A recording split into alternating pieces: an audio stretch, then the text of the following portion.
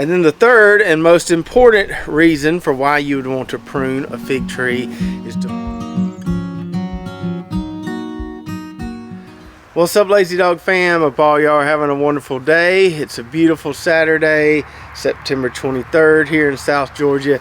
And on today's video, we're going to do a little figging around, see if we're getting any fall fig production out here in the orchard. We've also had a lot of people asking about pruning, so we're going to talk about when to prune and pruning strategies for figs.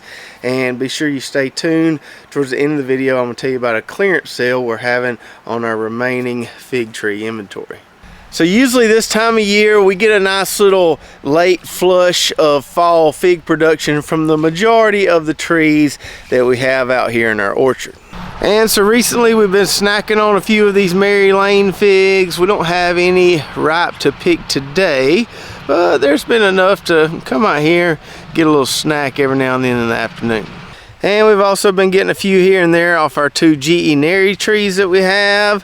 Looks like we got one starting to turn right there. It should be ripe in the next few days. And browsing around a little more, looks like we have a Canadria fig here with a nice little hang on it. That one looks ready to pick. We might snack on that one right now. So in my opinion, there's not much better than a good little fig snack in the morning. That Canadria fig there looks mighty tasty.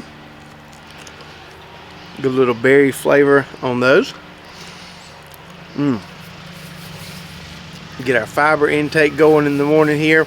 So yes, we normally do get some nice late summer, early fall fig production here in South Georgia, but this year it just really hasn't been substantial, and that has a lot to do with the fact of how dry it has been here lately. I can't remember the last time we got a good rain. It seemed like it was over a month ago. Now, on previous fig videos, I've talked about the importance of our irrigation system and how it allows us to really maximize the growth and production in our fig orchard. But even a good irrigation system, it seems, can't overcome the dry soil conditions we've been having lately. So with irrigation, we're getting a little bit of extra growth on these trees in the fall and getting a few figs here and there. If we didn't have irrigation, I think most of these trees would have lost all their leaves and pretty much started to go dormant. And as one might expect, the effects of the irrigation system seem a little more noticeable on these younger trees where the water demand maybe isn't quite as high. So this is an LSU gold tree. Started this cutting last November, and then this tree was planted in the spring, and it's already 7 or 8 foot tall. So we still get lots of benefits from the irrigation system, especially when maximizing growth on these new trees. So for these older, more established 4 or 5-year-old trees, those 1 gallon an hour emitters can help. They can give us a little boost, but they can't necessarily overcome a long period without any rain.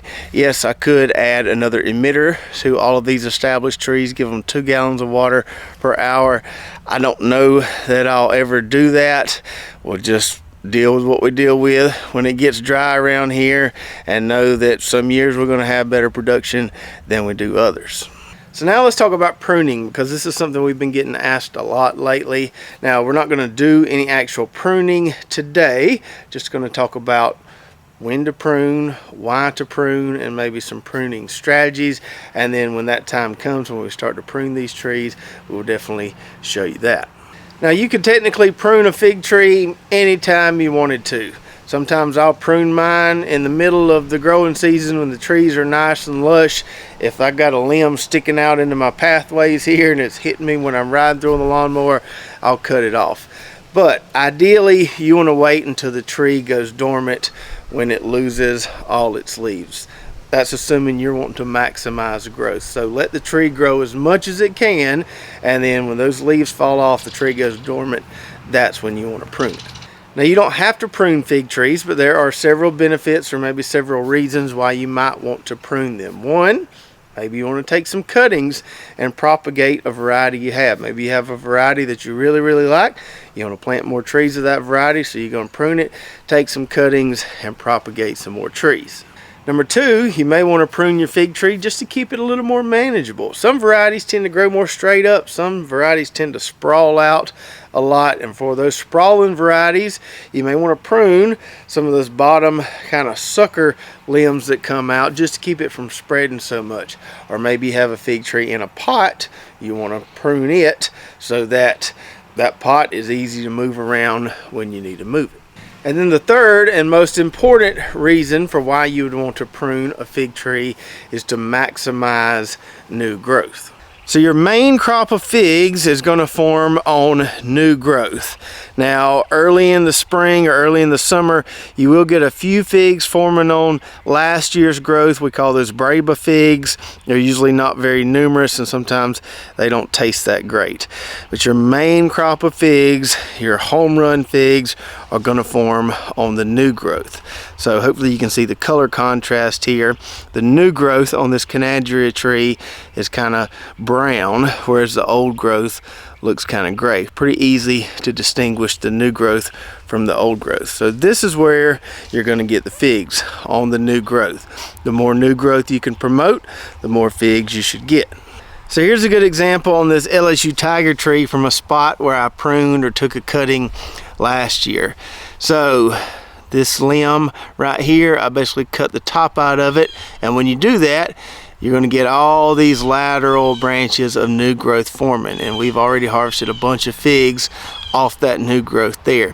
Had we not cut it right here, this limb would have just kept growing and growing straight up, and we might have got some figs off that new growth, but not near as many as we got off all these new lateral branches that formed. And over the last year or so, I've been keeping an eye on a little experiment I've been doing with two of these Mary Lane trees that are right side by side. So this is a Mary Lane tree here. This variety likes to grow kind of straight up. And you can see what we have here is mostly old growth. Didn't get hardly any new growth on this tree this year. Didn't get hardly any figs on this tree this year. But if we step over here to that Mary Lane tree I showed you earlier, this is the one that I took the most cuttings from this past November. We got a lot more new growth off this tree and significantly more figs from this tree. So not every variety will respond to pruning as drastically as this Mary Lane variety will, but this variety in particular seems to really like to be pruned, or you need to prune it, especially when the tree gets 3, 4, 5 years old, to continue some really nice production. So the more you prune, the more lateral branches you're going to promote the following year, the more new growth you're going to have, and hopefully the more figs you get. Now, how much should you prune them back? Should you be really aggressive with it, or just prune them a little bit? Now in the case of this Salem dark tree, I don't have a tree that's trying to sprawl all over the place. I don't have a lot of limbs that are trying to reach out here into my pathways. Yeah, I may prune some of those new bottom suckers that have formed there, and we're going to take some cuttings from the top so we can continue to have this variety available on our website. But we don't need a lot of aggressive pruning on this tree. Now let's contrast that Salem dark tree with this GE Neri tree here, and this variety really likes to sprawl out, as you can see. So I'm going to have to do a lot more aggressive pruning on this tree than I am that Salem dark tree. Definitely going to get some of these limbs that are starting to really reach out there and kind of cross over into the next tree's territory. So we'll come in here and cuddle out a lot of these suckers that have grown and try to get this one back to maybe 3 or 4 main trunks at the base there. So there's no really one size fits all strategy for pruning fig trees. Just depends on what you want. How much new growth do you want to promote? How much do you want to let that fig tree sprawl before you kind of rein it back in? Just do whatever works for you. You can prune these things back to the ground, and a lot of times they'll still grow back. So don't worry about hurting the trees by pruning them too much. Just prune them as much as you need to prune them. So I'm probably going to wait another month or so before I start doing any real significant aggressive pruning here in our fig orchard, but I am going to start taking some cuttings probably in the next week or so. Go ahead and start propagating some new trees, because it doesn't look like we're going to get a significant amount of new growth this fall, as dry as it's been lately. And so if we're going to start propagating more trees, that means we got to make some room in the greenhouse. That means we got to get rid of this remaining fig tree inventory we have, which isn't much. We probably got 50 or so trees left. Only 2 varieties left, Mary Lane and GE Neri. So we've got these marked down on our website, having a little bit of a clearance sale. They're not quite 50% off. I think they're normally 55 and they're 30 bucks now. That's free shipping as well. And this is as grown a tree as you're ever going to get from us. Got a nice root system on it there.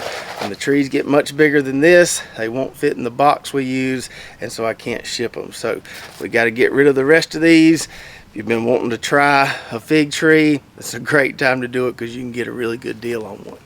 Now you may be wondering, what am I going to do with a fig tree this time of year with winter coming up? Well, if you live in Florida, maybe South Texas, South Louisiana, you could probably still put it in the ground. So I added another row to our orchard a few weeks ago. Me and Abram came out here and planted about 20, 30 more trees, about 15 new varieties, and they're doing pretty well. You can see we ran the irrigation on them last night.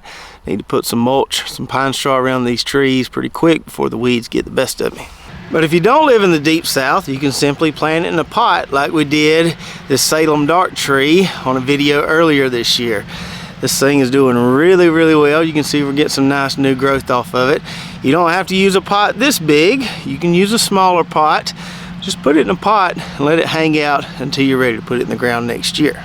Or you can put it in a big pot like that one and just let that be its permanent home. Put the tree on your patio, in your garage, maybe even in your house over the winter, and move it outside so it can get some sun once spring rolls around.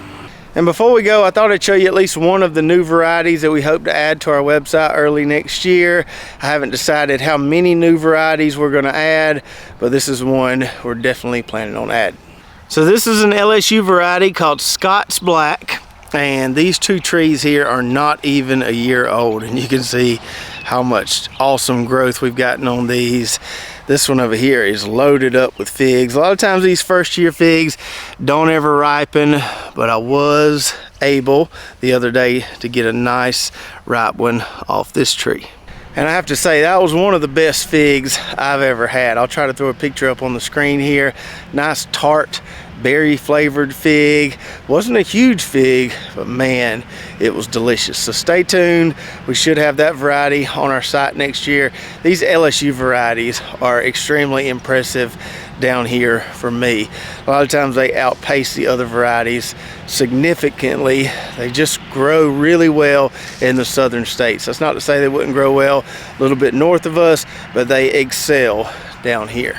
And one more thing, if you purchase a fig tree from us this year or maybe even last year and it's growing well for you, we would greatly appreciate it if you would leave us a Google review. I'll put a link below in the description where you can do that. If you've had any issues with your trees and I don't know about it, please let me know at support@lazydogfarm.com and I'll be glad to take care of you. But if your trees are looking great, you're happy with what you got, please do leave us a review at the link below. So I hope you enjoyed the video today. Don't forget to go check out our website, lazydogfarm.com, where you can find that remaining fig tree inventory at a nice discounted price there. And if you're interested in fig propagation, multiplying the trees you have on your property, check out this video right here, one we did last year, showing our entire process for taking cuttings, getting those cuttings rooted, what all we do to make sure we get a nice strong fig tree. So check that out, and we'll see you next time right here at Lazy Dog Farm.